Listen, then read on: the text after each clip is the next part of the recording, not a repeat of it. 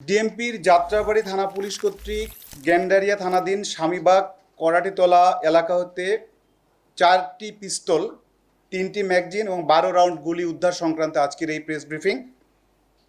আপনাদেরকে আমি স্বাগত জানাচ্ছি। আমি এই ঘটনাটি বলার আগে একটু শুরু করতে চাই পিছন থেকে এই ঘটনার কিভাবে কানেকশনটা আসছিল। গত মার্চ মাসের 2 তারিখে অবৈধ মাদক দ্রব্য উদ্ধার ও গ্রেপ্তারের নিমিত্তে বিশেষ অভিযান পরিচালনা করাকালীন সময় 3-4 জন দুষ্কৃতকারী মাদকদ্রব্য নিয়ন্ত্রণ অধিদপ্তরের একজন পরিদর্শককে পায়ে গুলি করে। এর প্রেক্ষিতে ওয়ারী থানায় একটি মামলা রুজু হয় এবং সেই সংক্রান্তে 4 জনকে অ্যারেস্ট করা হয় এবং ওই ঘটনায় 3টি অস্ত্র উদ্ধার করা হয়, একটি 9mm পিস্তল, একটি 32 বোর রিভলভার এবং একটি 7.65 পিস্তল এবং 23 রাউন্ড গুলি উদ্ধার করা হয় এবং সেই ঘটনায় 4 জনকে আমরা অ্যারেস্ট করতে সক্ষম হই। এর মধ্যে একজন জিশান 164-এ সে এই ঘটনায় আরও অনেক তথ্য দেয়। এই তথ্যের প্রেক্ষিতে আমরা পুনরায় অভিযান শুরু করি এবং বাকি যারা এই ঘটনায় জড়িত তাদেরকে আমরা অ্যারেস্ট করার চেষ্টা করি। এরই প্রেক্ষিতে জুন মাসের 18 তারিখ গোপন তথ্যের ভিত্তিতে যাত্রাবাড়ি থানাধীন সায়েদাবাদ এলাকা হতে সজল এলিয়াস অটো সজলকে আটক করা হয়। আটককালে অটো সজলকে ব্যাপক জিজ্ঞাসাবাদ জানা যায় ওয়ারী বিভাগের গেন্ডারিয়া থানাধীন স্বামীবাগস্থ এলাকায় তার ভাড়াকৃত বাসায় মাদক রয়েছে। বিষয়টি ঊর্ধ্বতন কর্তৃপক্ষকে অবহিত করে তাদের নির্দেশক্রমে যাত্রাবাড়ি থানা পুলিশ কর্তৃক উক্ত বাসায় তল্লাশি করে 2টি তরাস ব্র্যান্ডের পিস্তল উদ্ধার করা হয় এবং 4টি ম্যাগাজিন এবং 77 রাউন্ড গুলি উদ্ধার করা হয়। এই 2টি অস্ত্র 2টি পুলিশের ব্যবহৃত অস্ত্র তরাস মডেলের অস্ত্র ছিল। এই ক্ষেত্রেও 4 জনকে অ্যারেস্ট করা হয়। পরবর্তীতে তাদের দেয়া তথ্যের প্রেক্ষিতে আমাদের টিম গোয়েন্দা ওয়ারী বিভাগের ডিসির নেতৃত্বে গোয়েন্দা তথ্য কালেকশন করা হয় এবং যারা অবশ্যই তাদেরকে গ্রেপ্তারের চেষ্টা করা হয়। এর প্রেক্ষিতে গতকাল আমরা গোপন তথ্যের ভিত্তিতে জানতে পারি অটো সজলের যে ছোট ভাই সজীব, সে কক্সবাজার থেকে আরও 4 জনের সঙ্গে মোট 5 জন মিলে ঢাকায় প্রবেশ করতেছিল।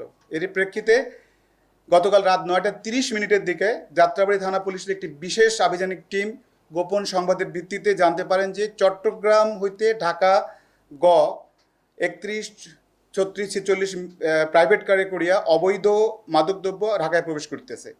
আইনগত ব্যবস্থা গ্রহণের জন্য যাত্রাবাড়ি থানাধীন মাতোয়াল ইউটার্ন সংলগ্ন মুক্তি পেট্রোল পাম্পের সামনে পাকা রাস্তার উপর চেকপোস্ট স্থাপন করা হয়, যাতে করে আমরা ওই গাড়িটি চেক করতে পারি।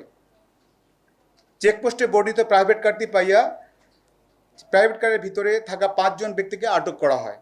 অতঃপর বিধি মোতাবেক আসামিদের দেহ তল্লাশি করে তাদের ব্যবহৃত প্রাইভেট কারটি তল্লাশি করা হয়।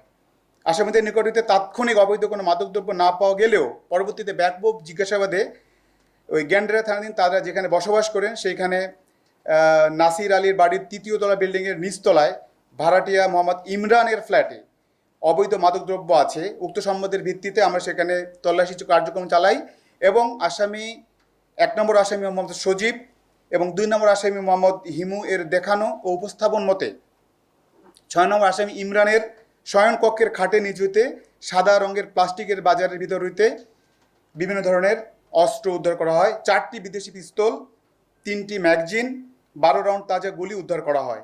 এছাড়াও আসামিদের অপরাধমূলক কাজে ব্যবহৃত একটি সাদা রঙের প্রাইভেট কার জব্দ করা হয় এবং আসামিদের ব্যবহৃত 6টি স্মার্টফোন জব্দ করা হয়। গ্রেপ্তারকৃত 2 নম্বর আসামি মোহাম্মদ সজীব শীর্ষ সন্ত্রাসী ও অস্ত্র ও গডফাদারের সজল অটো মেট্রোর ছোটো ভাই, যেটা আমরা অটো সজল নামে পরিচিত, তার ছোট ভাই। এবং অটো সজল বর্তমানে জেলখানায় রয়েছে। অটো সজল জেলখানায় যাওয়ার পরে এই মাদক এবং অস্ত্রের এই ধরনের কার্যক্রমের সঙ্গে এই সজীব জড়িত হয়ে পড়ে এবং সজীবকে আমরা গতকালকে আমরা এই 4টি অস্ত্র সহ গ্রেপ্তার করতে পারি। এই 4টি অস্ত্রের মধ্যে একটি অস্ত্র পুলিশের ব্যবহৃত অস্ত্র, ওয়ারী থানার অস্ত্র। তো এই ছিল আমাদের সব মিলে একই ঘটনায় আমরা এখন পর্যন্ত 9টি অস্ত্র উদ্ধার করলাম একই গ্রুপের কাছ থেকে। প্রথমে 4টি, প্রথমে 3টি মার্চ মাসে, জুন মাসে 2টি এবং আজকে 4টি। এই একই গ্রুপের কাছে 9টি অস্ত্র আমরা উদ্ধার করতে সক্ষম হয়েছি। পাশাপাশি উল্লেখযোগ্য সংখ্যক গুলি এবং ম্যাগজিন এবং কিছু কিছু ক্ষেত্রে উল্লেখযোগ্য সংখ্যক মাদক উদ্ধার করতে সক্ষম হয়েছি। তো আজকে